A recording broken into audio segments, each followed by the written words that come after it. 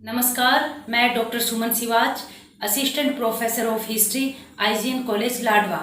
आज हम डिस्कस करेंगे बीए थर्ड हिस्ट्री के paper political history of India 1526 से लेके 1857 एडी का सिलेबस। हमारे जो सिलेबस है उसमें 4 यूनिट है। यूनिट फर्स्ट में हम डिस्कस करेंगे establishment of the Mughal empire, Babur and Humayun. किस तरह से हिंदुस्तान में मुगल साम्राज्य की स्थापना हो रही थी, क्या राजनीतिक परिस्थितियां थी। 1526 ईस्वी में पानीपत के प्रथम युद्ध में इब्राहिम लोदी को, यानी कि अंतिम सुल्तान, दिल्ली सल्तनत के अंतिम सुल्तान इब्राहिम लोदी को हराकर बाबर हिंदुस्तान में मुगल साम्राज्य की स्थापना करता है। 1526 से लेकर 1530 ईस्वी तक अपना राज्य हिंदुस्तान में स्थापित करता है। 1530 ईस्वी में बाबर की मृत्यु हो जाती है। बाबर की मृत्यु के बाद 1530 ईस्वी में हुमायूं जो है वो हिंदुस्तान में बादशाह की गद्दी प्राप्त करता है, परंतु हुमायूं अपनी अयोग्यता के कारण 1540 ईस्वी में हिंदुस्तान को छोड़कर उसे भागना पड़ता है। और इसमें जो अहम योगदान है वो शेरशाह सूरी निभा रहे हैं। हिंदुस्तान से हुमायूं को, यानी मुगल साम्राज्य को, एक बार उखाड़ कर फेंक देते हैं। और इसी को हम डिस्कस करेंगे हमारी सेकंड टॉपिक, शेरशाह सूरी और उसका प्रशासन, कि किस तरह से शेरशाह सूरी ने 1540 ईस्वी में हिंदुस्तान पर अपनी सत्ता स्थापित की, हुमायूं को हिंदुस्तान से भगाया। और प्रशासक के रूप में शेरशाह सूरी को याद किया जाता है, उसके सड़कों के निर्माण के रूप में, उसके कृषि सुधार, आर्थिक सुधार, सामाजिक सुधार, ये सारे के सारे जो है वो शेरशाह सूरी के याद किए जाते हैं। और 1540 से लेकर 45 यानी लगभग 5 वर्ष जो है वो शेरशाह सूरी शासन स्थापित करता है और एक योग्य प्रशासक के रूप में उसको याद किया जाता है। ये सारी चीज हम अपने सेकंड टॉपिक में डिस्कस करेंगे। इसके बाद हमारा थर्ड टॉपिक रहेगा अकबर का साम्राज्य विस्तार और उसकी धार्मिक नीति। हुमायूं 1545 ईस्वी में हिंदुस्तान वापस आते हैं, दोबारा से हिंदुस्तान में मुगल साम्राज्य को एक बार फिर से स्थापित करते हैं। और हुमायूं की मृत्यु के बाद अकबर जो है वो गद्दी प्राप्त करता है। अकबर अपनी धार्मिक सुलह कुल की नीति की वजह से, राजपूत नीति की वजह से, हिंदुओं के प्रति सहनशीलता की नीति की वजह से एक विशाल साम्राज्य की स्थापना करते हैं। और उनकी अगर हम रिलीजियस पॉलिसी की बात करें, धार्मिक नीति, वो हिंदुओं के ऊपर से जजिया कर, तीर्थ यात्रा कर, ये सारे कर जो है वो हटा रहे हैं और धार्मिक सुलह कुल की नीति अपना रहे हैं, हिंदू रानियों से विवाह कर रहे हैं। तो ये सारे के सारे उनके साम्राज्य विस्तार में अहम भूमिका निभाते हैं और इसी वजह से अकबर को हिंदुस्तान का महान शासक जो है वो उनके रूप में याद किया जाता है। अकबर की मृत्यु के बाद जहांगीर और शाहजहां जो है वो स्थापित करते हैं और मुगल साम्राज्य को आगे विस्तृत करते हैं। परंतु औरंगजेब की अगर हम बात करें, हमारा जो फोर्थ टॉपिक रहेगा उसमें हम डिस्कस करेंगे औरंगजेब का साम्राज्य विस्तार और उसकी धार्मिक नीति। किस तरह से औरंगजेब 1658 ईस्वी से लेकर 1707 ईस्वी तक हिंदुस्तान पे शासन स्थापित करते हैं, अपने साम्राज्य का विस्तार करते हैं।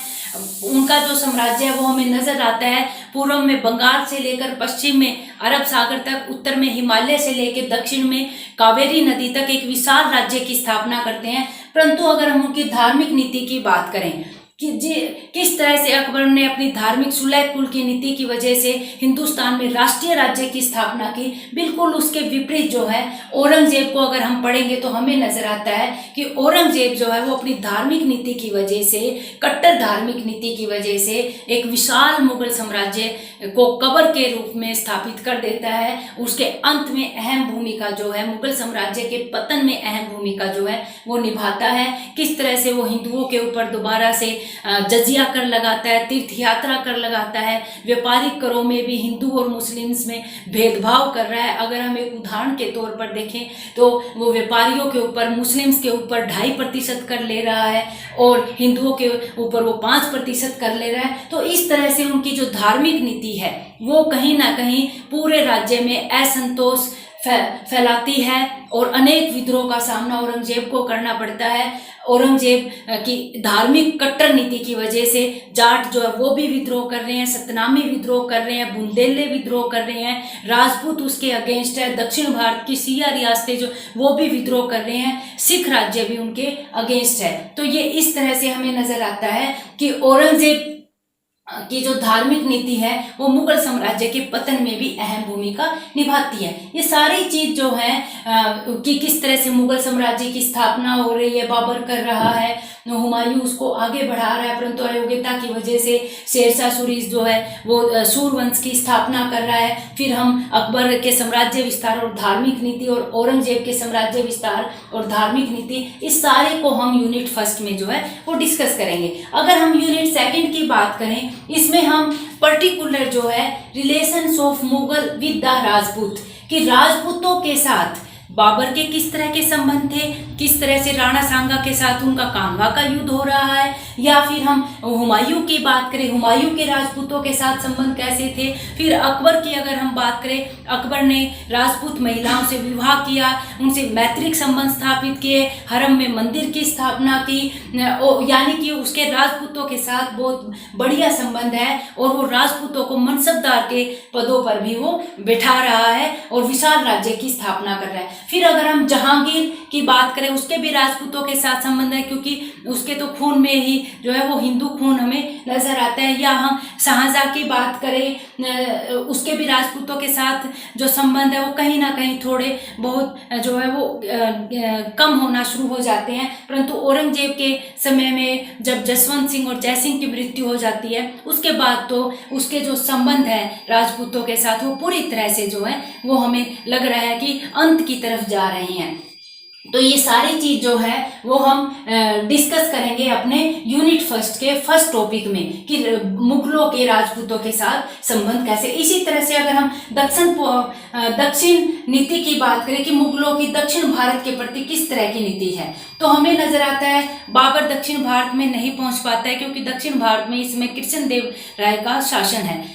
तो अगर हम हुमायूं की भी बात करें, हुमायूं भी दक्षिण भारत की तरफ नहीं आ पाता, क्योंकि उसके समय में शेरशाह सूरी के जो विद्रोह हैं या अन्य रियासतों के उत्तर भारत में ही वो हमें नजर आ रहा है। परंतु अकबर ने दक्षिण भारत को विजिट किया और उसमें जो राजपूत मनसबदार है वो अहम भूमिका निभा रहे हैं और दक्षिण भारत के प्रति उसने अधीनता की नीति अपनाते हैं। वो उसको अपने राज्य, दक्षिण राज्यों को अपने राज्य में ना मिलाकर उनको कर व्यवस्था के तहत कि आप वार्षिक कर जो है वो हमें देंगे तो हम आप आंतरिक रूप से स्वतंत्र होंगे और बाहरी रूप से आप मुगल साम्राज्य के अधीन रहेंगे।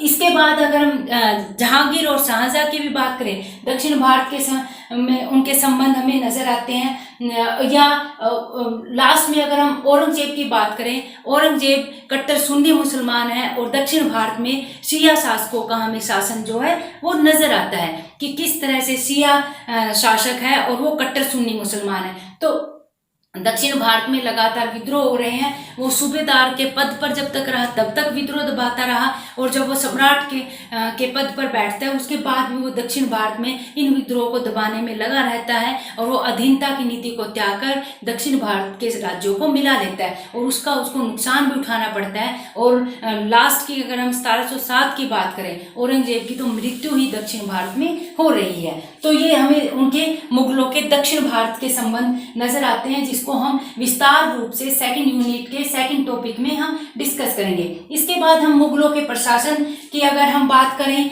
कि किस तरह से राष्ट्रीय राज्य की या विशाल राज्य मुगलों ने जो स्थापित किया वो एक सफल प्रशासन के तौर पर स्थापित किया, कि केंद्रीय प्रशासन क्या था, बादशाह के क्या कर्तव्य होते थे, बादशाह के क्या अधिकार होते थे, मंत्री परिषद की अगर हम बात करें कि किस तरह से मंत्री परिषद थी, फिर हम प्रांतों की बात करें, परगनों की बात करें, जिलों की बात करें, स्थानीय शासन की बात करें, ये सारा हम प्रशासन में डिस्कस करेंगे। और जितना भी प्रशासन है या राज्य जो चल रहा है उसमें राजस्व व्यवस्था किस तरह से थी उसको हम रिवेन्यू सिस्टम में डिस्कस करेंगे। इसके बाद हम उनके जो यूनिट सेकंड है उसमें हम थर्ड टॉपिक में डिस्कस करेंगे मनसबदारी और जागीरदारी व्यवस्था को, कि किस तरह से मनसबदारों की स्थापना की जाती थी यानी आपको वेतन के बदले में जागीरें जो है वो बांट दी जाएगी और उसके बदले में आपको सैनिक सेवाएं, आर्थिक सेवाएं जो है वो राज्य को प्रदान करनी पड़ेगी और मनसबदार पूरी तरह से राज्य को चलाने में बादशाह की सहायता जो है वो करेंगे। इसके बाद अगर हम यूनिट सेकंड के लास्ट टॉपिक की बात करें कि decline of the Mughal empire, कि मुगल साम्राज्य का अंत किस तरह से हो रहा है, उसमें हमें नजर आता है एक तो मूलभूत कारण है और दूसरा औरंगजेब के जो कार्य है वो नजर आते हैं। मूलभूत कारण में हमें बहुत सारे कारण नजर आते हैं कि किस तरह से विद्रोह हो रहे थे, या उनकी आर्थिक नीति थी, या मनसबदारी व्यवस्था है, या जागीरदारी व्यवस्था कमजोर होना शुरू हो जाती है। ये सारा का सारा हम मूलभूत कारणों में डिस्कस करेंगे। परंतु अगर हम औरंगजेब के कारणों को देखें कि मुगल साम्राज्य के पतन में औरंगजेब अहम भूमिका निभा रहा है, तो हम उसमें उसकी धार्मिक नीति, हिंदुओं को ऊंचे पदों से निकालना, उसका जजिया कर, उसका तीर्थ यात्रा कर, उसके समय में होने वाले विद्रोह, अराजकता, अशांति, ये भ्रष्टाचार, ये सारा का सारा हम इसमें डिस्कस करेंगे। यूनिट थर्ड में हम फ्रेंच यानी फ्रांसीसी और ब्रिटिश के बीच में जो प्रतिस्पर्धा है, व्यापारी हितों को लेकर, व्यापारिक अधिकारों को लेकर, उसको डिस्कस करेंगे और किस तरह से ब्रिटिश में और फ्रांस में कर्नाटक के जो युद्ध हो रहे हैं उसको हम डिस्कस करेंगे। सेकंड में हम देखेंगे कि ब्रिटिश ने फ्रांसीसियों को हराकर एक सत्ता जो है वो हिंदुस्तान में स्थापित करना शुरू कर दी थी, और वो किसके बाद होती है, वो बैटल ऑफ प्लासी के युद्ध के बाद, यानी 1757 में जो प्लासी का युद्ध हो रहा है, 1764 में जो बक्सर का युद्ध हो रहा है, या हैदर अली और टीपू सुल्तान के साथ जो मैसूर के युद्ध हो रहे हैं, इन युद्धों में वो हिंदुस्तानियों को हराकर हिंदुस्तान में ब्रिटिश साम्राज्य की शुरुआत जो है, या सत्ता की जो स्थापना है वो धीरे धीरे करना शुरू कर देते हैं। इसके बाद हमें नजर आता है कि वो अपने साम्राज्यों को किस तरह से विस्तृत कर रहे हैं, तो उसमें वो दो नीतियों को अपना रहे हैं। ये हमारा थर्ड टॉपिक रहेगा, सहायक संधि और डॉक्ट्राइन ऑफ लैप्स, कि सहायक संधि के द्वारा, यानी राजा अगर कमजोर है तो वो आपको सहायता के लिए सैनिक सहायता ब्रिटिश देंगे और उस सैनिक की टुकड़ी को राज्य के अंदर रखना पड़ेगा, उसका सारा खर्च जो है वो देशी रियासतें जो है वो उठाएगी। तो इसका क्या नुकसान उठाना पड़ता था कि राजा के जो खुफिया जानकारी थी वो कहीं ना कहीं एजेंट जो है वो ब्रिटिश को देता रहता था। तो इस सहायक संधि के द्वारा अनेक राज्यों को ब्रिटिश ने अपने राज्य में मिलाया। और डॉक्ट्राइन ऑफ लैप्स की बात करें, हम लैप्स के सिद्धांत की बात करें, यानी अगर किसी राजा के पास या देशी रियासत के शासक के पास संतान नहीं है और उसने गोद ले ली है, तो उसकी संतान को अवैध मान लिया जाएगा और उसके राज्य को अपने राज्य में मिला लिया जाएगा। इस तरह से सहायक संधि और डॉक्ट्राइन ऑफ लैप्स के तहत वो ब्रिटिश साम्राज्य को विस्तृत कर रहे थे, और कैसे उन्होंने पंजाब को विजिट किया और अवध को विजिट किया, ये भी हम इसी टॉपिक में डिस्कस करेंगे। इसके बाद हम uprising of 1857 causes and consequences, यानी यूनिट थर्ड का जो लास्ट टॉपिक है वो अपराइजिंग ऑफ 1857 1857 के राष्ट्रीय आंदोलन की अगर हम बात करें कि उसके क्या कारण रहे। अंग्रेजों की जो आर्थिक नीतियां हैं, सामाजिक नीतियां हैं, धार्मिक नीतियां हैं, उनको हिंदुस्तानियों ने सहन करने से इनकार कर दिया और एक लंबा जो संघर्ष है वो 1857 ईस्वी में अंग्रेजों के खिलाफ किया। परंतु इस प्रथम स्वतंत्रता संग्राम में हिंदुस्तानी जो है वो असफल होते हैं और उसके परिणाम स्वरूप हिंदुस्तान में मुगल साम्राज्य का अंत हो जाता है और हिंदुस्तान में क्राउन यानी ब्रिटिश की जो महारानी है उसकी सत्ता स्थापित हो जाती है। वो हम इसमें डिस्कस करेंगे। इसके बाद यूनिट फोर्थ यानी कि लास्ट जो हमारी यूनिट है उसमें हम मैप्स को जो वो डिस्कस करेंगे। हिंदुस्तान के जो मैप हैं उनको डिस्कस किया जाएगा। फर्स्ट जो मैप रहेगा वो हमारा रहेगा कि 1526 ईस्वी में पॉलिटिकल कंडीशन ऑफ इंडिया, 1526 ईस्वी में भारत की राजनीतिक दशा किस तरह से थी, इसकी हम विस्तार पूर्वक टिप्पणी लिखेंगे और भारत के जो मैप में है उस क्षेत्र को दर्शाएंगे कि किस तरह से हिंदुस्तान जो छोटे छोटे राज्यों में बटा हुआ था और दिल्ली सल्तनत का जो अंतिम सुल्तान है इब्राहिम लोदी वो उसको संभाल नहीं पाता है और उसका फ़ायदा जो है वो बाबर उठा रहे हैं। ये सारे जो डिस्कस है वो हम अपने फर्स्ट मैप की टिप्पणी में करेंगे। इसके बाद सेकंड मैप में हम अकबर के डेथ के समय मुगल साम्राज्य कितना विस्तृत है उसको हम डिस्कस करेंगे कि अकबर ने कितना विशाल राज्य की स्थापना की। हमारा थर्ड जो रहेगा मैप वो औरंगजेब की डेथ के समय में हिंदुस्तान के जो साम्राज्य विस्तार है उसको हम देखेंगे कि किस तरह से अकबर की जो अधीनता की नीति है दक्षिण भारत की वो छोड़ चुका है और साम्राज्य विस्तार की नीति को अपना चुका है और विशाल राज्य की स्थापना तो कर लेता है परंतु उसके अंत के साथ ही उस राज्य की का जो अंत है वो हो जाता है। और उसके बाद हम 1856 ईस्वी तक ब्रिटिश साम्राज्य कहाँ तक फैला हुआ था उसको हम फोर्थ मैप की टिप्पणी में करेंगे और हिंदुस्तान के मैप में भी उसको दिखाएंगे। और लास्ट जो मैप है वो है major centre of the uprising of 1857, 1857 के प्रथम स्वतंत्रता संग्राम के जो प्रमुख केंद्र है उनको हम विस्तार पूर्वक टिप्पणी में लिखेंगे और भारत के मैप में दर्शाएंगे। तो ये हमारा यूनिट 4 जो है वो रहेगा पॉलिटिकल हिस्ट्री ऑफ इंडिया 1526 से लेकर 1857 AD तक हमारा पेपर जो है वो रहेगा, ये उसका सिलेबस रहेगा। तो हमने आज इसको डिस्कस किया। नेक्स्ट वीडियो में हम अपने सिलेबस यानी यूनिट फर्स्ट के यूनिट फर्स्ट टॉपिक को जो है वो डिस्कस करेंगे। Thank you.